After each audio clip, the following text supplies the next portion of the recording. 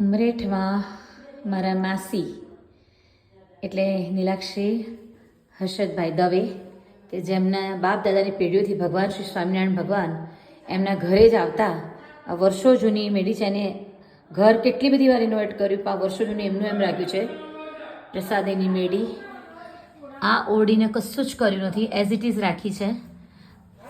અહીંયા ભગવાન શ્રી સ્વામિનારાયણ ભગવાન આ ઓરડીમાં આવતા, આ બારી ખોલીને નીચે દર્શન આપતા, 200 વર્ષ જૂની કોતરણી, અને આ જગ્યાએ બેસતા અને ક્યારે કેટલી વાર આવીને રહ્યા છે તે લખાણ અહીંયા 7 વખત 21 દિવસ ઓરડીમાં રોકાયા હતા. ટોટલ બધી ડિટેલ્સ લખેલી છે. છેલ્લે 1874માં 4 દિવસ રોકાયા હતા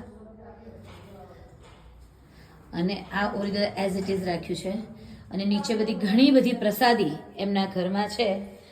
અહીંયા સ્વામિનારાયણ પંથમાં માનનારા ઘણા બધા સાધુ સંતો તો ખરા જ, યોગીજીઓ ખરા, પણ જેને શ્રદ્ધા છે તે લોકો પણ દર્શનાર્થે આવે છે. સ્વામી બાપાએ જ્યારે કહ્યું હતું કે તમે અમારે કંઈ અમારી પેઢીને જાણવું હોય કે ભાઈ તમે સાક્ષાત્કાર અમને કરેલો છે તમારો, એમણે એમના વર્ષો પહેલાં વાડકામાં આ પકડ્યું હતું ને અંગૂઠો પડેલો છે. અને આ બધા લખાણ સ્વહસ્તે આ ચરણારવિંદ 1872ના એમનું દેવસ્થાન, અને આ બધા પત્રો એ વખતે પછી આચાર્યજી પોતે અને એમનો માસીનો પરિવાર છે, એમના વડ સસરા ને એ બધા ત્યાંથી બધા ફેમિલી. અને ખાસ નવી વાત કે જસ્ટ બાજુનું ઘર માસીએ હમણાં લીધું, એમાં નીચેથી આ સાફાની સાડી શિક્ષાપત્રી અને એમની પાઘ અને આ બધું આવ્યું.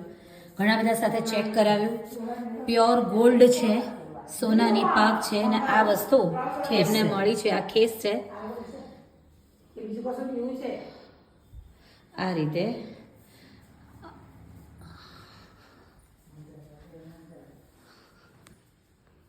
જેને દર્શનાર્થે જવું હોય સીડી ચડીને મેળીએ જઈને દર્શન કરી શકે. જય સ્વામિનારાયણ. જય સ્વામિનારાયણ.